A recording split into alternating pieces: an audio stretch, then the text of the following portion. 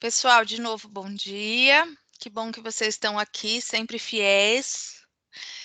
Nós vamos continuar falando sobre a organização política administrativa do Brasil, conforme a previsão constitucional.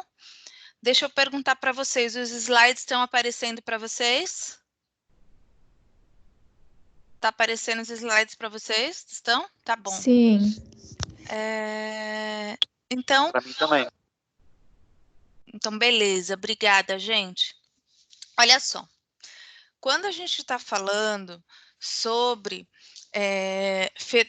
a organização político-administrativa do país, a gente está falando sobre a forma de Estado, neste momento. A gente está falando que o Estado brasileiro é uma federação. E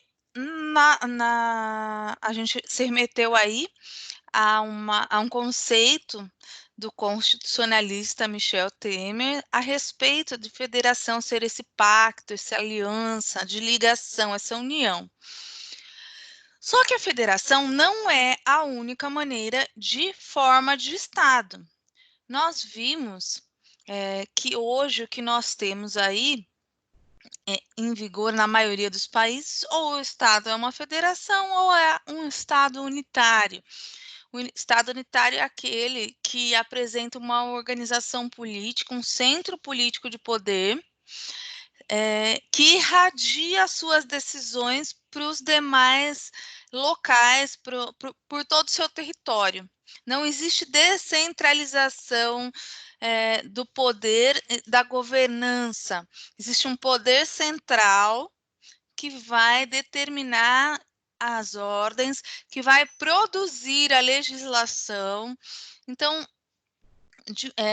o poder é centralizado, diferentemente na União, na federação, em que nós temos a união de entes que são autônomos, que têm capacidade de auto-organização, de autogoverno, mas que são unidos neste pacto federal, pacto esse que é indissolúvel e que tem uma série de características, dentre elas que ele é instituído, esse pacto nasce e ele é sedimentado numa Constituição rígida, numa Constituição Federal rígida, justamente para proteger a estabilidade das instituições. Então, por exemplo, no caso da Federação Brasileira, nós temos como entes da federação a União, os estados, os municípios e o Distrito Federal. Cada um deles tem seu governo, cada um deles pode produzir sua legislação, dentre outras características que remetem àquilo que nós falamos a respeito da autonomia. No entanto, apenas a união, apenas a junção de todos eles é que nós dizemos que é dotado de soberania. Então, no caso, por exemplo, da União, figura da União narrada na Constituição, a gente vai ver o seguinte: a União é uma pessoa jurídica de direito público que ela é autônoma na ordem interna e que na ordem internacional ela vai representar a República Federativa do Brasil. Continuando nessa linha, gente, a gente vai lembrar que, além da federação, nós temos um outro tipo de união de estados, que é a confederação, que é a união a aliança de estados soberanos, ou seja, ninguém abre mão da sua soberania.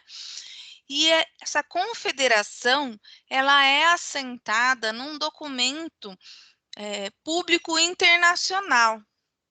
E o Pacto da Confederação, ele é dissolúvel, ou seja, é possível que os estados que façam parte desta confederação se retirem dela, saiam dela, deixem de constituí-la, diferentemente do Pacto Federativo, como já vimos, é indissolúvel. Então, por exemplo, se São Paulo quiser sair, deixar de integrar a República Federativa do Brasil, isso não é possível. Tudo bem, gente, até aqui, por enquanto, só fazendo a revisão da aula passada, tá? Então, a gente viu que algumas características do Estado Federal são a indissolubilidade do vínculo, o vínculo é indissolúvel, não dá para se desfazer. Ele é criado através de uma Constituição e essa Constituição apresenta como característica rigidez constitucional, ou seja, um processo mais dificultoso para a sua alteração. Nessa Constituição também tem assentadas as repartições de rendas e competências, ou seja, na Constituição, na divisão orgânica do poder, vem dizendo o que é de responsabilidade de cada ente federativo. E como é que esses entes federativos vão arrecadar, vão receber receitas para dar conta dessas responsabilidades. Além disso, a autonomia é característica dos entes da federação, embora soberania só tenha a união de todos eles. A regra numa federação é a não intervenção federal nos estados e não intervenção dos estados nos municípios, como no caso brasileiro. E também, como garantia deste pacto, é característica a existência de um tribunal constitucional que vai ser guardião da Constituição Federal e, por consequência, guardião do Pacto Federativo também, tá? E aí a gente vê que o princípio da indissolubilidade do vínculo federativo está esculpido em alguns artigos do texto constitucional que os deixam expressos. Por exemplo, lá no próprio artigo 1º da Constituição já vem dizendo que a República Federativa do Brasil é formada pela união indissolúvel dos estados, municípios e do Distrito Federal. No artigo 18, nós também vemos aí a remissão expressa acerca da organização política administrativa do Brasil, que compreende a União, os estados, o Distrito Federal e os municípios. No artigo 34, a gente vê as possibilidades de intervenção federal nos estados, deixando claro que isso é excepcional, são só em algumas circunstâncias muito excepcionais que pode haver essa intervenção. Por quê? Justamente porque os estados, assim como os municípios e o Distrito Federal, são dotados de autonomia. E não existe, em regra, uma hierarquia entre os entes federativos. No entanto, cada um deles tem a sua função. A gente fala, e isso é uma expressão que eu acho bastante interessante do professor Pedro Lenza, no seu livro, ele diz assim que existem o reconhecimento de 3 ordens na Federação Brasileira. Uma ordem central, que é a União, uma ordem regional, que são os estados, e uma ordem local, que são os municípios. Na verdade, se a gente pensar no município, na cidade, é onde as pessoas efetivamente moram, é a ordem local. O Estado é a ordem regional e, no caso, a União é a ordem central. A gente também vê a indissolubilidade do pacto federativo, do vínculo entre os estados, dessa aliança, no artigo 60, parágrafo 4º da Constituição, que já é conhecido de vocês e que trata das cláusulas pétreas. Então, não pode haver emenda constitucional tendente a abolir o pacto federativo. Ok, gente? Por enquanto, a gente só está revendo alguns conceitos da aula passada. E aí a gente vê que a União, entidade federativa autônoma, pessoa jurídica de direito público interno e que externamente, então, no plano internacional, a União representa a República Federativa do Brasil. Os Estados-membros, aqueles que vocês já conhecem, que têm capacidade de auto-organização, têm normatização própria, então, ou seja, existe a produção de leis estaduais, autogoverno, então eles têm um executivo próprio, além de um legislativo próprio e também um judiciário próprio, assim como a União.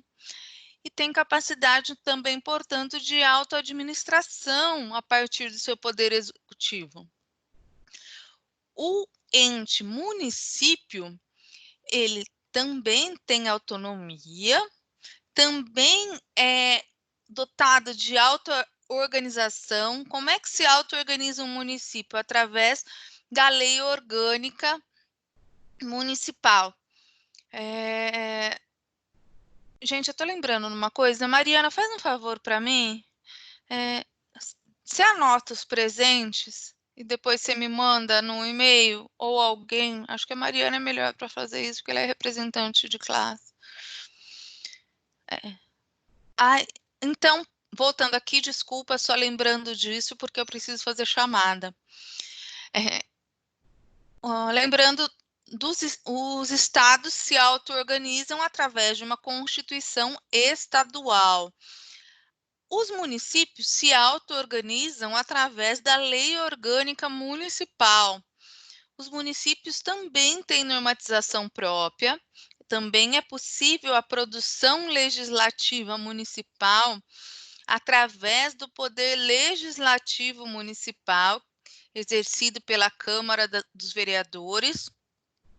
Então, normatização própria, autogoverno e autoadministração através do executivo municipal, na figura do prefeito, a chefia do executivo municipal.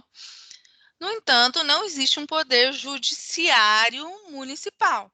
Nós temos o poder judiciário na esfera federal e na esfera estadual, mas na esfera municipal nós não temos aí a figura do poder judiciário, o que não descaracteriza a autonomia do município. E o Distrito Federal, gente, também é um ente federativo autônomo, que também tem essa tríplice capacidade de auto-organização, autogoverno e auto-administração. E aí nós vamos ver um pouquinho mais especificamente a respeito do Distrito Federal ainda nesta aula. Gente, só lembrando a vocês que quando a gente fala da história da federação, a gente vai lembrar que ela surgiu em primeiro lugar nos Estados Unidos, ali, que quando as 13 colônias americanas ficaram independentes da Inglaterra, se reuniram num pacto confederativo em primeiro lugar, em 1777, justamente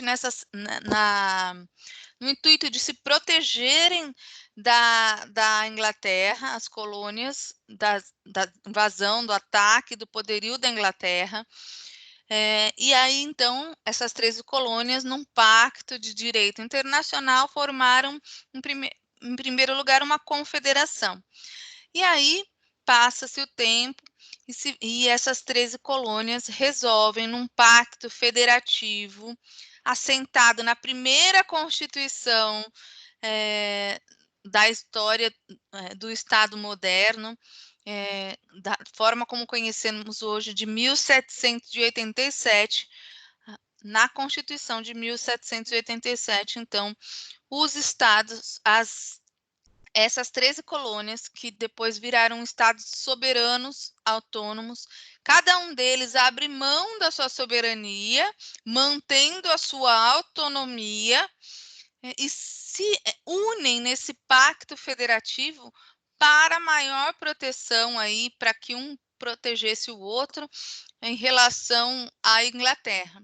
E esse modelo federativo, de federação, que nasce nos Estados Unidos, ele é replicado em outras partes do mundo, claro que adaptado às realidades locais daquele país, tá? Então, assim, o modelo de federação nasce com a Federação Americana, e aí ele é replicado e amoldado, adaptado de acordo com a necessidade daquela região. Por exemplo, no federalismo americano, em comparação com o brasileiro, nós vemos que os entes federativos do Estado americano, além da esfera federal, são os Estados-membros. Não existe a figura do município nem do Distrito Federal lá. Isso é uma particularidade, uma peculiaridade daqui do Estado Federal brasileiro.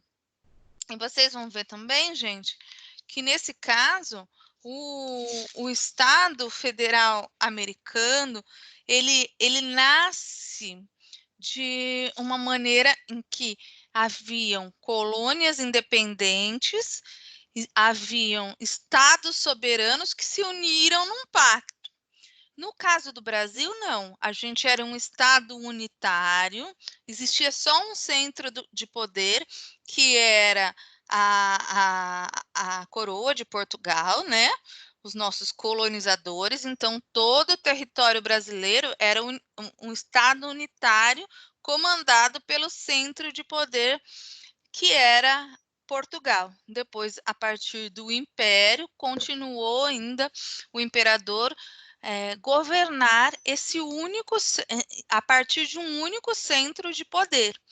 E aí, então, depois da instauração da República, é que se dissolve em estados autônomos, em entes autônomos, e se cria esse pacto federativo. Então, percebem a diferença na criação dos dois estados federais? Então, o americano eram estados autônomos, soberanos, que se uniram, abriram mão, cada uma das colônias, cada um dos estados, depois abriu mão da sua soberania, mantendo sua autonomia em prol desse pacto federativo.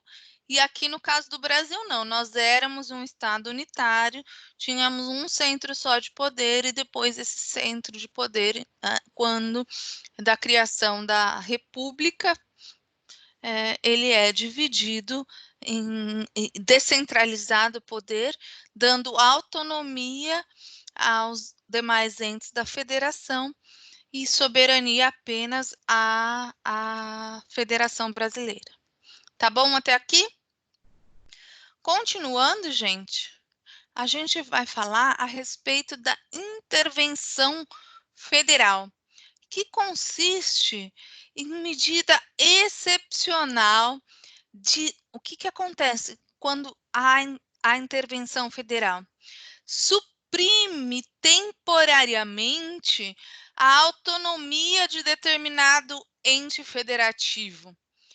Por que acontece isso? Porque, embora seja exceção, a Constituição permite, em algumas situações, a intervenção federal. justamente para manutenção do pacto federativo, tá, gente? Pensa o seguinte, imaginem que, de repente, o estado do Rio de Janeiro queira se separar do Brasil. E aí começa a haver uma movimentação, um motim, começa o governador do estado do Rio de Janeiro querer a independência. O que vai acontecer? Nessa hipótese, que está elencada aqui no artigo 34 da Constituição, eu vou pedir que vocês vejam, vamos abrir no artigo 34 da Constituição. Nessa hipótese, pode haver intervenção federal no estado do Rio de Janeiro, que vai acontecer o seguinte: suprime-se temporariamente o poder do Estado, essa autonomia do Estado nas mãos do governador. O presidente da República nomeia um interventor federal através de um decreto, só que nesse decreto tem que estar explicitando os motivos, as razões, detalhadamente, e o âmbito de atuação daquele interventor. E esse decreto também tem que ser referendado pelo Poder Legislativo em 24 horas, ou seja, é muito sério quando há intervenção federal. Como disse a vocês, não há aí hierarquia entre os entes federativos, cada um tem a sua função. Como a União acaba representando a República Federativa do Brasil na ordem externa e é uma pessoa jurídica de direito público na ordem interna, que tem essa representação do Pacto da União, a Constituição prevê em hipóteses taxativas, ou seja, quando vocês ouvirem essa expressão taxativamente, exclusivamente, não são exemplos, são as únicas opções em que é possível haver intervenção. Hipóteses taxativas, são elas as únicas que são possíveis, justamente por ser medida excepcional e uma medida muito grave, que retira aí parte da autonomia do ente federativo. Então, tem que ser apenas nas hipóteses que a Constituição prevê, porque são motivos muito sérios e que põem em risco o próprio pacto federativo. Vamos lá no artigo 34 para a gente ver um pouco dessas hipóteses. Abriram o artigo 34 da Constituição? Diz assim, o artigo 34. A União não intervirá nos estados nem no Distrito Federal, exceto para, olha aí, exceto para, já coloca no caput que é exceção. Inciso 1, para manter a integridade nacional. 2, repelir invasão estrangeira ou de uma unidade da federação em outra. Inciso 3, por termo grave comprometimento da ordem pública. Inciso 4, garantir o livre exercício de qualquer dos poderes da União, das unidades da federação, desculpa. Inciso 5, reorganizar as finanças da unidade da federação que suspender o pagamento da dívida fundada por mais de 2 anos consecutivos, salvos por motivo de força maior, e deixar de entregar aos municípios receitas tributárias fixadas nesta Constituição dentro do prazo estabelecido em lei. 6. Prover a execução de lei federal, ordem ou decisão judicial. E 7. Assegurar a observância dos seguintes princípios constitucionais.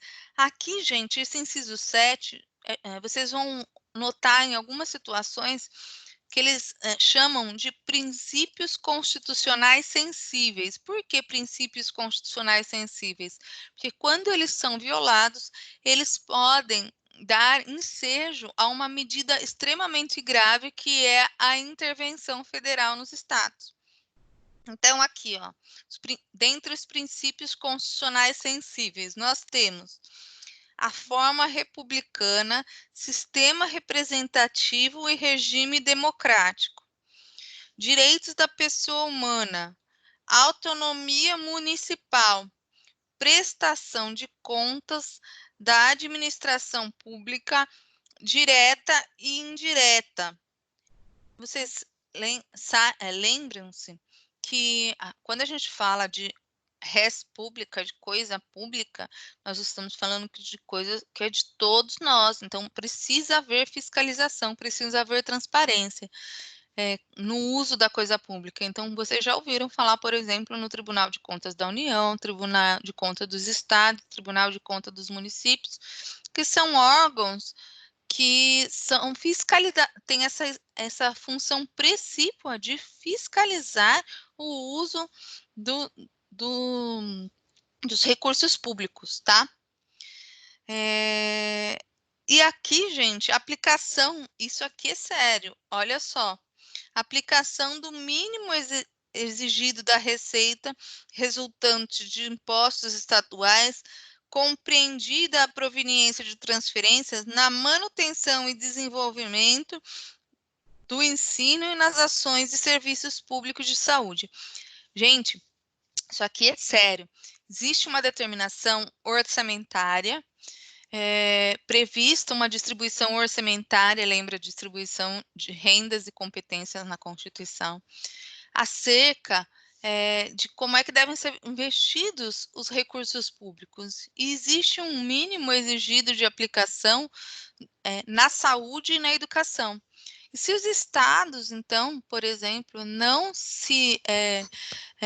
respeitarem esse mínimo, é possível essa medida gravosa, que é a intervenção federal, se não aplicar o mínimo exigido em saúde e em educação.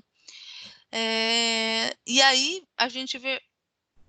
Bom, eu nem vou entrar nesse mérito, porque senão a gente vai desviar muito, mas que como brasileiros e como cultura brasileira, a gente acaba enxergando alguns administradores públicos que procuram dar jeitinhos para burlar essa legislação. Então, por exemplo, e aí veio a atuação do Tribunal de Contas e veio a atuação do Poder Judiciário, quando provocado, obviamente.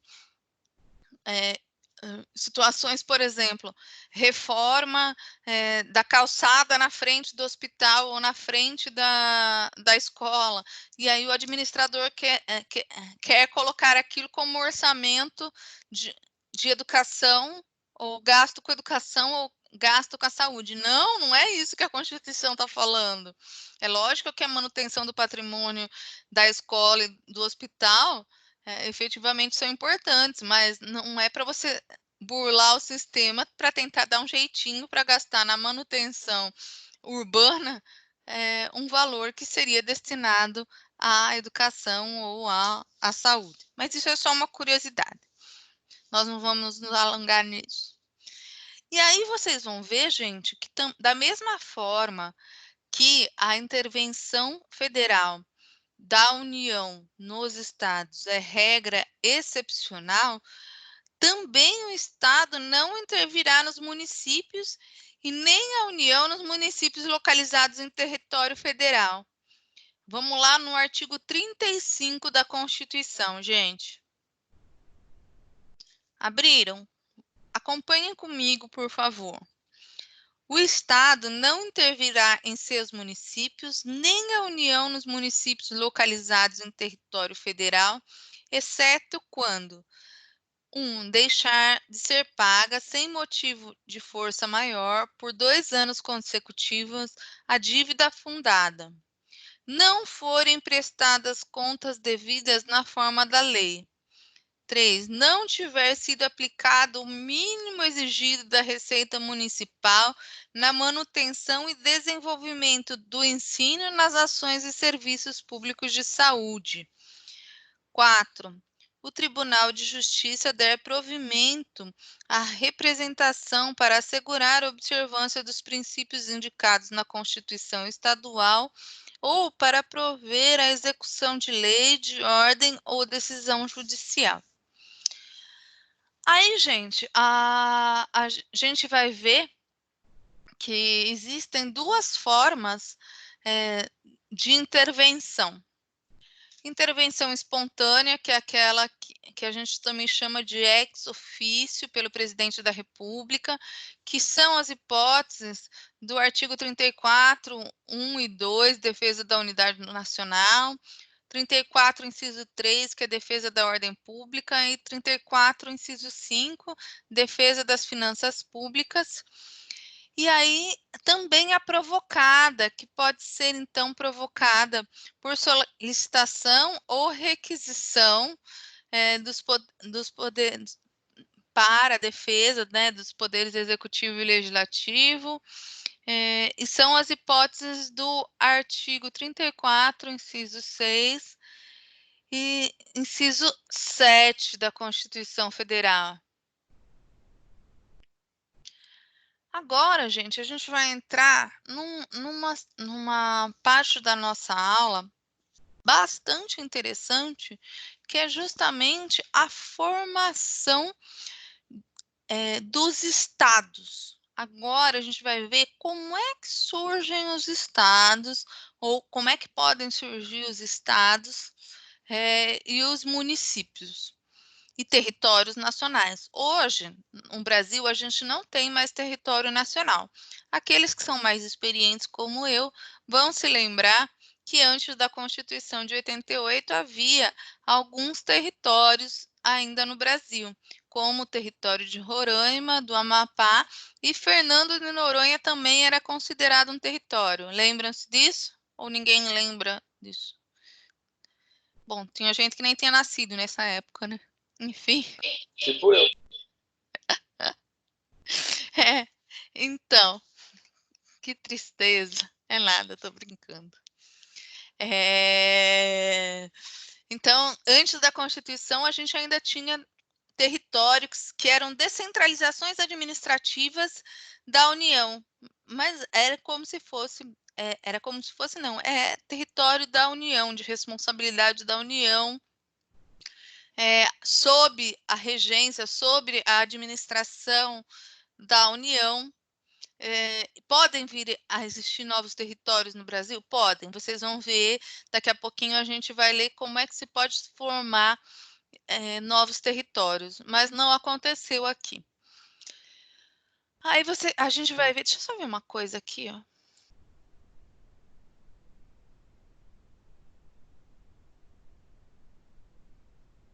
Ah, tá.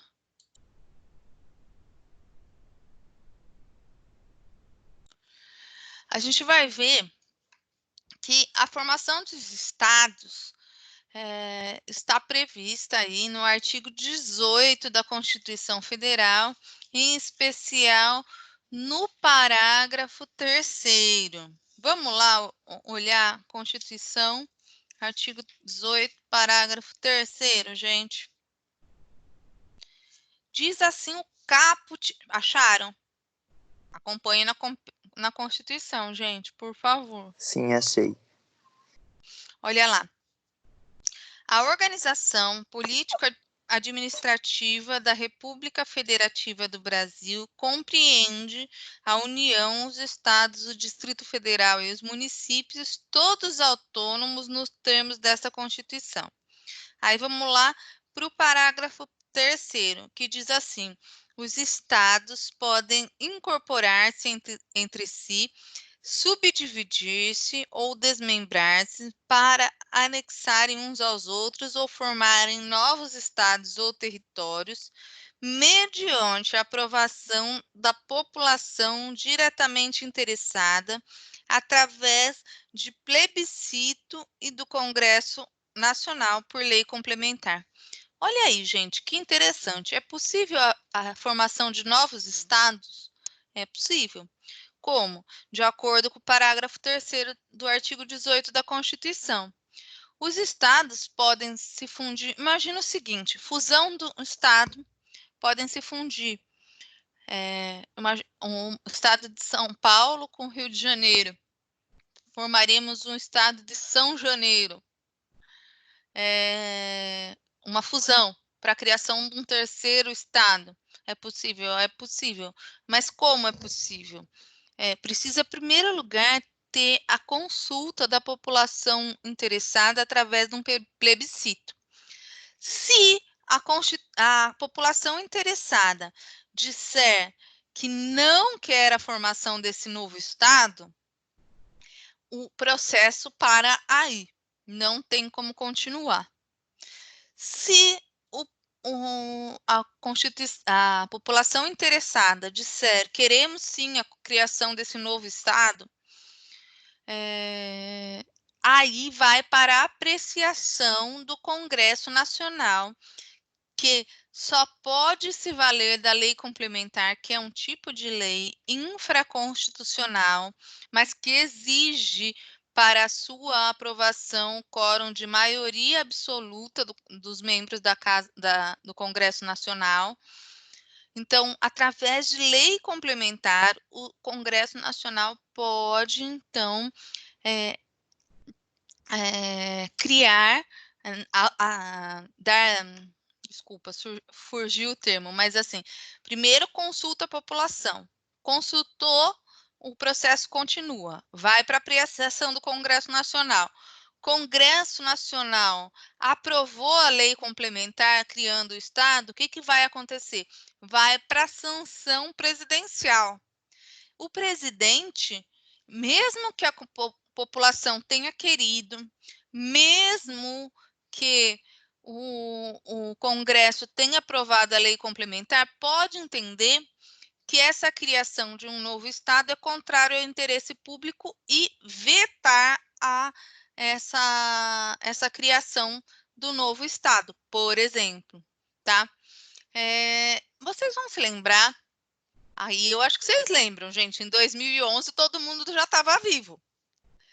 Em 2011 a gente teve um plebiscito lá no estado do Pará, porque havia proposta do desmembramento do estado do Pará para se criar 2 novos estados, Carajás e Tapajós.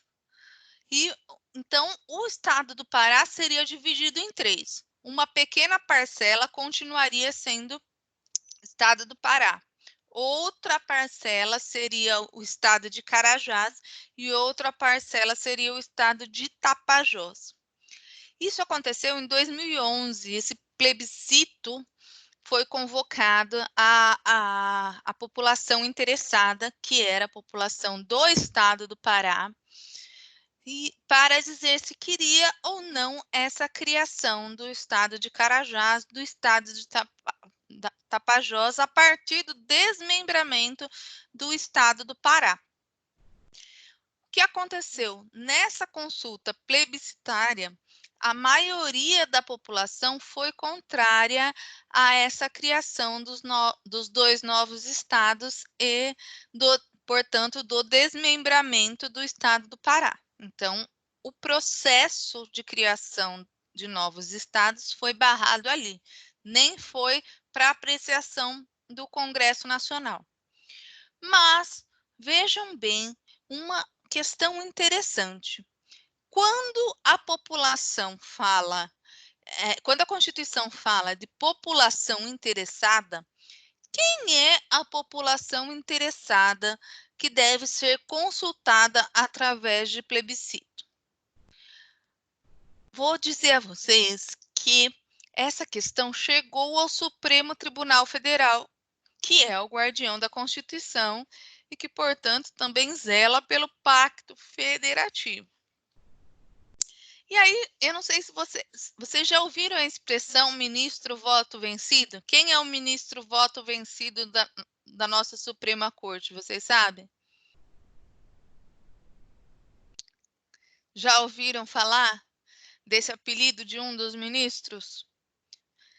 O ministro voto vencido é o Marco Aurélio de Mello. Ele é uma figura muito polêmica, ele sabe muito. Mas ele mesmo, e eu ouvi isso pessoalmente numa palestra que ele ministrou lá em Bauru, há muito tempo atrás, acho que foi em 2012, não, foi antes, foi 2008, 2009. Ele mesmo se auto-intitula e dá risada desse apelido de ministro voto vencido. Por quê? Porque ele é muito estudioso e ele acaba tendo uma leitura em diversos julgados que difere de todos os demais ministros. E no caso aí do plebiscito de Carajás, Tapajós, o desmembramento do Pará, ele foi voto vencido na questão. Mas olha que argumento inteligente que ele se utilizou. O Supremo decidiu que população interessada seria a população toda do estado do Pará, porque, logicamente, isso iria impactar diretamente a distribuição de renda daquele estado, dentre outras coisas. Lembram-se que a Constituição determina a distribuição de competências e de rendas? Pois bem, o Supremo decidiu que a população interessada, que deveria ser consultada por meio de plebiscito, era a população do estado do Pará. Mas o ministro voto vencido, que é o Marco Aurélio de Mello, entendeu, embora tenha sido vencido na sua argumentação, que a população interessada em relação ao desmembramento do estado do Pará e a criação de outros 2 novos estados seria toda a população brasileira, uma vez que a distribuição de rendas seria afetada em todos os estados do Brasil. Afinal de contas, nós teríamos a criação de outros 2 novos estados. Então, isso envolvia o pacto federativo de uma tal maneira, nessa distribuição de rendas, que toda a população deveria ser consultada. É um argumento bastante interessante. Foi voto vencido até por uma questão prática. Um plebiscito, uma consulta plebiscitária é bastante custosa e demanda uma série de preparação, de trabalho. Imagina fazer isso no Brasil inteiro. Os outros ministros entenderam que a consulta ao restante da população, a consulta ao restante dos estados, que seriam, em tese, afetados por essa criação de 2 novos estados, seria feita através do Congresso Nacional. Então, representativamente, a população dos demais estados brasileiros, quando se chegasse o plebiscito aprovado pela população do estado do Pará, se chegasse para o Congresso Nacional, o Congresso Nacional, enquanto representante da população, a Câmara dos Deputados, e, no caso do Senado, enquanto representantes dos estados brasileiros, haveria já essa consulta ao restante da população brasileira que é interessada, mas que para a consulta plebiscitária, então, deveria ser feita a consulta apenas da população do Pará, que já seria aí trabalhosa e custosa, de acordo com os ditames constitucionais. Consulta feita, plebiscito feito, a maioria da população entendeu pela não criação do estado de Tapajós e do estado de Carajás a partir do desmembramento do estado do Pará. Então, portanto, esse processo de criação não avançou, parou aí já a partir dessa consulta plebiscitária. Tudo bem até aqui, gente? Sim? Tudo bem. Professora, posso fazer uma pergunta? Claro. Viu? No caso, me interessou muito isso aí, porque assim, eu antes morava no distrito de Potunduva. Eu acho que abrange isso também, né? Eu não sei o que impede, se existem outros fatores, porque o distrito de Potunduva tem uma população bem grande até, considerável. E sempre ouvi que eles queriam fazer esse plebiscito para poder desmembrar de Jaú, né? E nunca consegue. O que acontece quando existe essa resistência? É o prefeito de Jaú, no caso, aí o que acontece? Porque, em termos de população, o distrito de Potunduva já tem quantidade assim, o suficiente para poder caminhar sozinho. E existe essa resistência. Por que, que eles nunca conseguem fazer esse plebiscito? Para que o distrito de Potunduva fique desmembrado de Jaú, no caso. Bom, Nilda, no caso do distrito de Potunduva, a criação é de novo município. Nós vamos ver agora, não é novo estado, tá? Hum. É, eu vou explicar para vocês a formação de novos municípios e depois, então, eu vou comentar essa Colocação sua para gente. dúvida, tá bom? Ok, obrigada. Então, gente, e aí? Outro ente da federação é o município. Pode existir criação de novos municípios? Sim.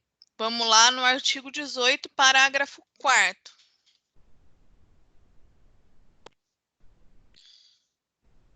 Diz assim, o parágrafo 4º do artigo 18.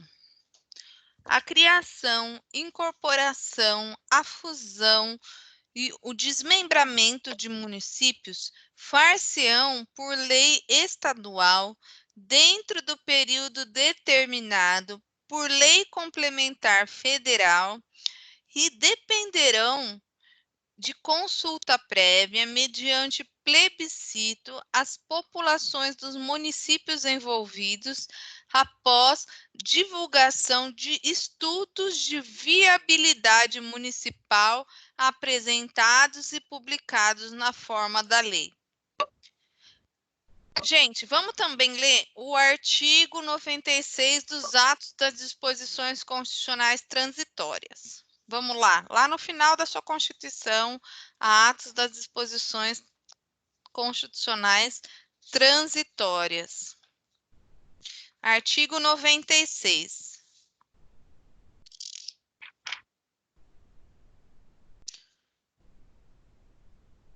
Acharam?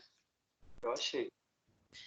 Diz assim: ficam convalidados os atos de criação, fusão, incorporação e desmembramento de municípios, cuja lei tenha sido publicada até 31 de dezembro de 2006, atendidos os requisitos estabelecidos na legislação dos respectivos estados à época da sua criação. Gente, seguinte, a Constituição foi promulgada em 1988. Até 1996, houve criação de mais de 1.200 municípios. E aí, vocês vão ver que existem municípios que não têm viabilidade de existência, não tem, por exemplo, não conseguem se manter, não existe uma arrecadação suficiente para se manter é, nessa sistemática, nessa estrutura de município. Eu não sei se vocês já ouviram, por exemplo, falar no município de Borá, aqui no estado de São Paulo. Ele tem menos de 1.000 habitantes. Tem outro município de Minas Gerais, Santa Saudade, Serena Saudade, também 781 habitantes. Eu não vou me lembrar, mas tem 3 municípios, pelo menos brasileiros, atualmente, que tem menos de 1.000 habitantes.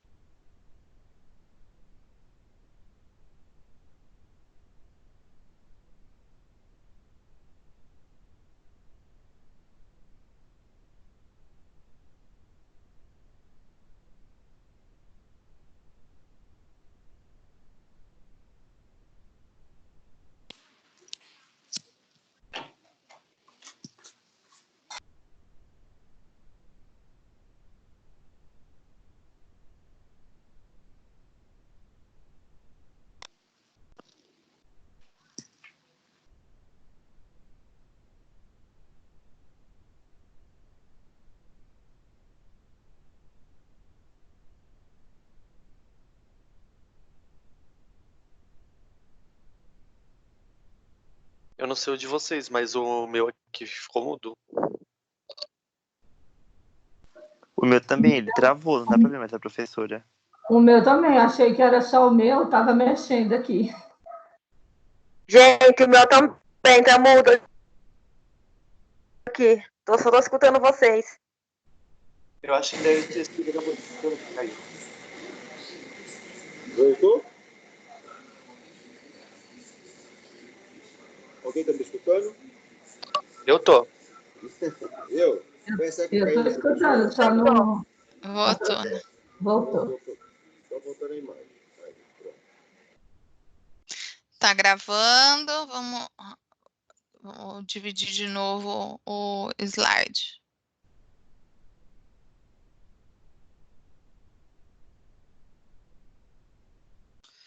Todo mundo voltou? Não, teve gente que não conseguiu voltar.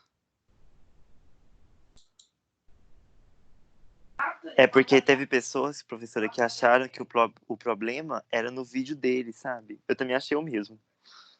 Que o problema era no meu vídeo. E acabaram Entendi. saindo. É. Tá.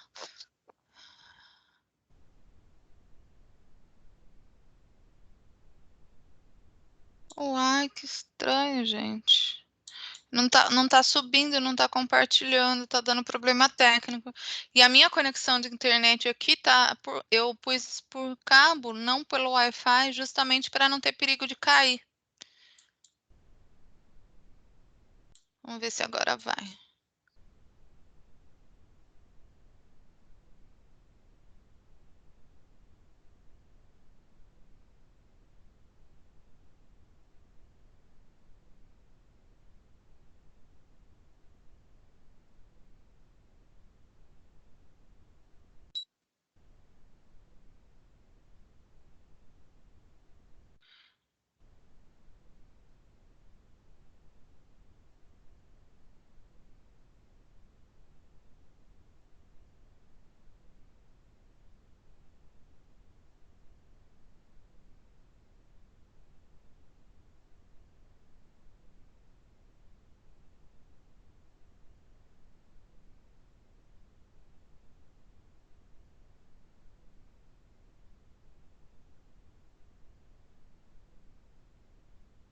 Agora tá abrindo.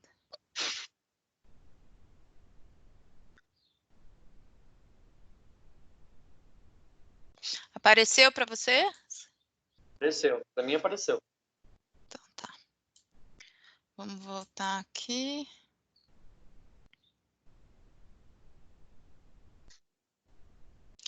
Bom, então vamos voltar um pouquinho no que eu estava falando. Vocês escutaram até a questão do município de Borá, né? Isso. Então, gente, quando a gente fala no município, na criação de município, a gente não pode ser ingênuo de pensar que os interesses atendidos vão ser só daquela população. Existe aí uma disputa de poder, por óbvio. Então, assim, quando da promulgação da Constituição em 1988, o artigo que nós acabamos de ler, o 18, parágrafo 4, ele tinha outra redação e deixava a cargo da legislação estadual, da Constituição estadual, essa criação dos municípios. E aí começou a criar uma criação desenfreada de municípios com poucos habitantes, que inclusive não tinham nem condição de se manter, mas que, desculpem o termo, mas acabavam virando curral eleitoral de interesses de gente que queria, ansiava aí o poder. A gente não pode perder de vista que a gente tem um pacto federativo, e o nosso federalismo, nós vamos ver isso daqui a pouco, é chamado de federalismo de cooperação. Então, por exemplo, os municípios, vocês sabem, recebem verbas federais, recebem aí verbas estaduais e muitas vezes essa criação de município não visava, por exemplo, o bem-estar daquelas daquelas pessoas que moravam no município, mas sim aí o interesse nessa administração, nessa governança desse poder político local. E aí, então, o que aconteceu, gente?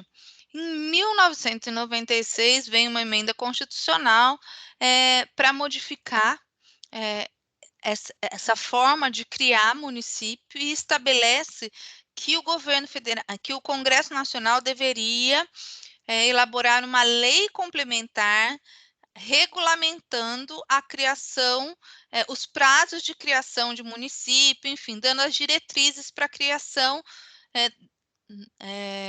e que a lei estadual atendesse a lei complementar. Essa lei complementar até hoje não foi criada. Em 2014, houve um projeto de lei que andou um pouco, mas foi vetado. Em 2015, apresentação de novo projeto para essa lei complementar, para a criação de novos municípios, mas nenhum deles vingou. E até agora, então, desde 1996, está suspensa a criação de novos municípios, porque não tem lei complementar regulamentando. E aí, então, desde 96 até agora, suspensa a criação de novos municípios. Por quê? Porque a Constituição estabelece como requisito para a criação de novos municípios essa lei complementar, que quem tem a competência para fazê-la, essa nova lei complementar, é o Congresso Nacional. E os projetos que até então transitaram não passaram, não vingaram, então, por enquanto, a gente não tem lei complementar para regular essa questão da criação de novos municípios. Mas existe uma questão interessante. Diante desses inúmeros municípios que, inclusive, vocês vejam que no artigo 18, parágrafo 4º, o Constituinte Reformador derivado, quando elaborou essa emenda constitucional que deu essa redação ao parágrafo 4º, ele fala a respeito de um estudo de viabilidade municipal, ou seja, é preciso, além do plebiscito, estudar, apresentar um estudo de viabilidade comprovando que é viável a criação daquele município, tá? Então, o Constituinte Reformador apresentou e criou aí uma série de requisitos que não existiam antes. Aí, vocês devem ter... Agora, vocês vão lembrar que é fato do ano passado, que o presidente da República,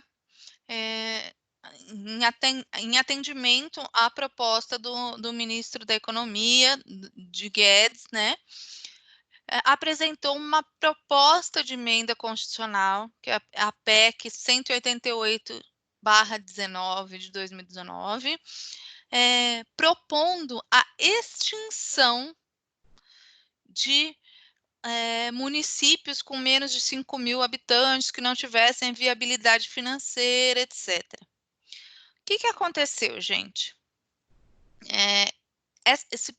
Esse projeto de emenda constitucional foi apresentado e ele iria extinguir mais ou menos 1.252 municípios brasileiros que não têm viabilidade, que não se sustentam, que tem uma população pequena, enfim, que na verdade acabam servindo aí mais a outros interesses do que o da própria população. O que essa PEC queria? Justamente reorganizar as finanças da federação, esse pacto de cooperação da nossa República Federativa, ajustar a distribuição de renda, menos município, menos distribuição.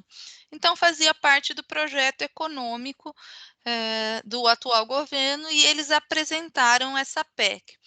Essa PEC, que então acabaria por extinguir 1.252 municípios, mais ou menos, está em tramitação. No entanto, ela enfrenta muita resistência, inclusive da Confederação Nacional dos Municípios. Os representantes aí da Confederação Nacional dos Municípios e os próprios municípios que seriam extinguidos se caso aprovada fosse essa PEC, estão aí fazendo o seu movimento político e social para não aprovação dessa PEC, para que os seus municípios não sejam extintos, para que eles não sejam extintos enquanto município, né? O seu território, a sua população seria agregada aí a outros municípios que são maiores, que têm viabilidade. Uma coisa interessante, gente, é que a partir do momento que houve aí essa suspensão, me fugiu o que eu ia falar, a suspensão de a partir de 1996, então está suspensa a criação de novos municípios. Lembrei. Só que teve um monte de município, como a gente viu, que de 88 a 96 foi criado. Só que foi criado sem a lei complementar, que agora é exigência constitucional. Então, o que vem o legislador constituinte reformador faz? Modifica o artigo 96 dos atos das disposições constitucionais transitórias, que acabamos de ler, e dizendo que o que foi criado até agora, e depois, além do artigo 96, houve a edição da Lei 10.521 de 2002, dizendo o seguinte: os municípios que foram criados até agora, estão convalidadas as criações desses municípios, ainda que sem a lei complementar. Daqui para frente, não, é exigência lei complementar. Então, por isso que nós lemos o artigo 96 dos atos das disposições constitucionais transitórias. Mas, então, de 96 até agora, está suspensa a criação de município. Então, respondendo aí a sua pergunta, Nilda, por enquanto está suspensa a criação de novos municípios, não existe essa lei complementar, e no caso específico do distrito de Potunduva, embora haja população, talvez uma população que não seja tão pequena,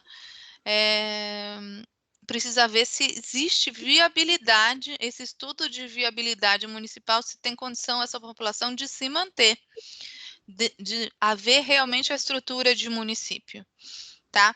Mas, de toda forma, não há possibilidade, nesse momento, de fazer esse plebiscito para a criação do novo município do distrito de Potunduva, por exemplo, justamente porque não existe lei complementar para regulamentar essa criação. E, ao contrário... Então, eu entendo. Ao contrário do que a gente vê, ao invés de estar tramitando, né, avançando essa lei complementar, o que a gente vê é que está tramitando. Não sei se vai passar, porque a Confederação Nacional dos Municípios, os outros municípios estão... as lideranças dos municípios que seriam extintos estão oferecendo bastante resistência, tem feito um lobby grande no Congresso, né? Mas o que a gente vê, então, é que foi apresentada uma proposta de emenda constitucional, aí o ano passado, justamente propondo extinguir os municípios que têm essa população aí menor de 5.000 habitantes, que não tem uma renda, não tem arrecadação suficiente para a viabilidade da manutenção da sua municipalidade, do seu governo municipal. Diga, Nilda. Então, isso já faz muito tempo, né? Bem antes, eu não era nem casada há mais de 29 anos, que é essa luta deles, né? Então, quer dizer, não tinha nem essa interrupção aí de poder querer, né? E, no entanto, eles sempre alegavam, a gente leiga na política não tinha entendimento, mas as pessoas que estavam à frente, foi até Brasília, tudo, eles diziam que lá o distrito de Potunduva tinha sim, mas o que estava impedindo, não sei se isso é verídico, era assim, o prefeito de Jaú não tinha essa resistência, todos os governos que se passaram nesse tempo, por conta da arrecadação, porque o distrito de Potunduva, a arrecadação da usina de lá, é grande, e em termos de territorial, terra, né, ia perder muito já, porque tem também a parte do rio, né, então ia chegar a abranger até perto da Barra Bonita, então existia essa resistência. Mas eu vejo assim, que por direito, antigamente, por renda, tudo cabia, por que uma resistência tão grande e não ajudar, né, lá em cima, vamos se dizer, os que têm autonomia de mudar, porque essa resistência é em ceder, no caso, se existia algo assim que proibia eles de conceder esse direito da população do distrito de Potunduva, porque sofre até hoje. O distrito de Potunduva, ele tem condições, tem população de crescer e tem arrecadação, então é isso que eu não consigo entender, essa resistência tão grande. Entendi. Eu não sei te dizer os fatos políticos, sociológicos que aconteceram antes de 96 aí, que impediram a criação do município, tá? Não sei te dizer o que aconteceu, mas como eu te disse, como eu coloquei nessa aula, existem vários interesses que não só o bem da própria população na criação dos municípios. A gente não pode ser ingênuo de pensar que as autoridades, os governantes vão olhar só para o bem da população, porque infelizmente não é essa a realidade, né? Uhum. Então, mas assim, o que eu Mas posso te assim, dizer é que não por existe enquanto está algo que uma lei assim municipal da parte que impeça lá em cima tomar essa posição, não existe, né? Não Não, existe. não, Nilda, é assim, olha, a criação do município e a criação dos estados, ela é regulamentada, ela é regulada, ela é estabelecida a possibilidade de criação de novos estados e de novos municípios na Constituição Federal. Então, Uhum. tem que atender o dispositivo constitucional. Entendi. A partir da promulgação da Constituição de 88, havia aí no artigo 18, parágrafo 4º, que estabelecia como é que poderiam ser criados novos municípios, a regra de que seria criado o município de acordo com a legislação do Estado. O que aconteceu? Nesses estados, como era cada um estabelecia a sua regra de criação, como é que poderia surgir o município ali, aconteceu que pipocou, criou-se um monte de município que muitas vezes nem tinha viabilidade para a sua existência. Então, o poder reformador, o poder constituinte reformador, reformou a Constituição e deu nova redação ao parágrafo 4º, dizendo que agora, para a criação de novos municípios, exige-se uma lei complementar federal que determine prazos e algumas outras coisas em relação a essa criação. E então, o Constituinte reformador veio colocar algumas exigências a mais para parar justamente essa proliferação de municípios que muitas vezes não atendiam aí o interesse da população.